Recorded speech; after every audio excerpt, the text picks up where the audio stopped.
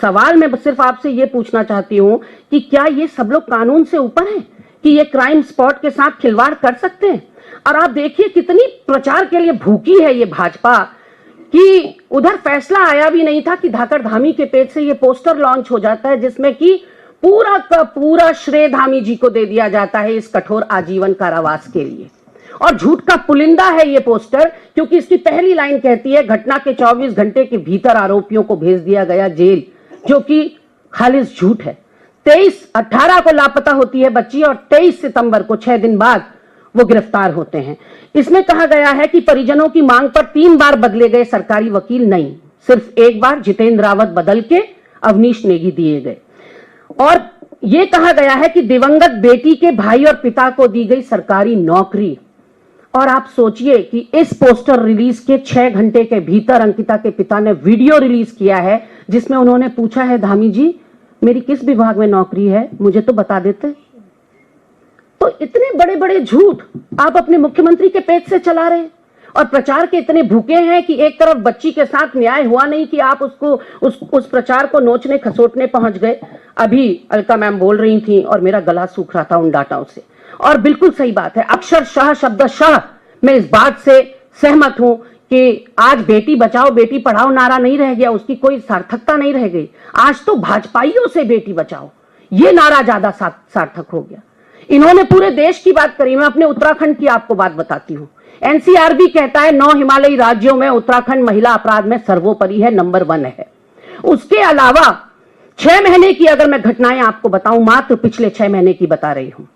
चंपावत का भाजपा का मंडल अध्यक्ष कमल रावत नाबालिग के साथ खेतों में छेड़छाड़ दुष्कर्म, जेल के अंदर है।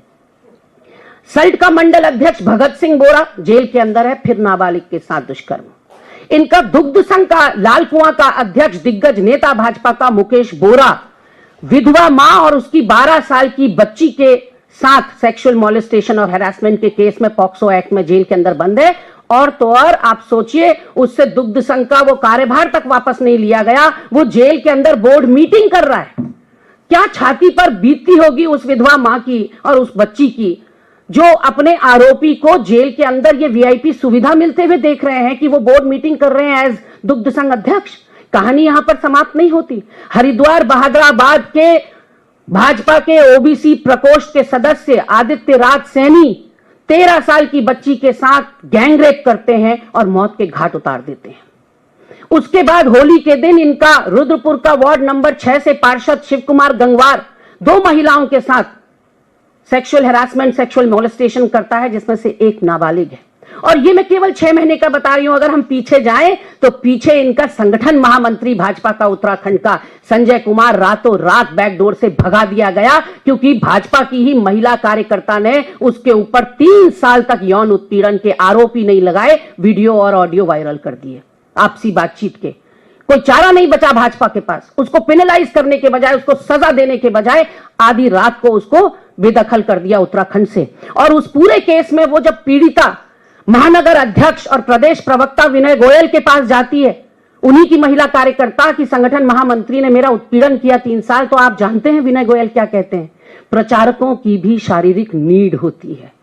ये विनय गोयल के शब्द हैं, आप गूगल करिएगा आपको मिल जाएंगे, जो कि वहां के समाचार पत्रों में बड़े बड़े अक्षरों में छपे थे कि भाजपा का देहरादून का महानगर अध्यक्ष, तत्कालीन महानगर अध्यक्ष, 2018-19 की घटना है, वो कहता है प्रचारकों की भी शारीरिक नीड होती है। और यही नहीं रुकता, वो कहता है अच्छे घर की महिलाएं राजनीति में मेंटली प्रिपेयर होकर आनी चाहिए। वो कहता है अच्छे घर की महिलाएं राजनीति में आती नहीं, और जो आती हैं वो मेंटली प्रिपेयर होकर आती हैं कि उनके साथ ये सब होगा।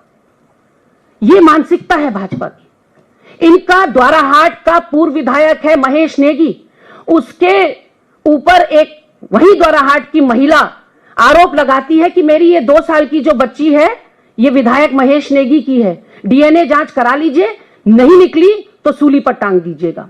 आज 6 साल बाद डीएनए जांच तो नहीं हुई भाई साहब, लेकिन महेश नेगी को क्लीन चिट मिल गई। ये हालात हैं उत्तराखंड के। इसीलिए मैंने कहा कि इनकी बात से मैं अक्षरशः सहमत हूं कि आज बेटी बचाओ बेटी पढ़ाओ नहीं, आज भाजपाइयों से बेटियां बचाने की जरूरत है। क्योंकि उत्तराखंड में तो ये जो दुष्कर्म और बलात्कार तो छोड़िए, किसी तरह का कोई अपराध हो रहा हो उसमें संलिप्तता डबल इंजन वाली धाकड़ धामी की सरकार की जरूर, कार्यकर्ताओं की जरूर है। चाहे भ्रष्टाचार हो रहा हो, चाहे भर्ती घोटाले हो रहे हो, चाहे बलात्कार हो रहे हो, चाहे नाबालिगों के साथ दुष्कर्म हो रहा हो, हर जगह भाजपा व्याप्त है।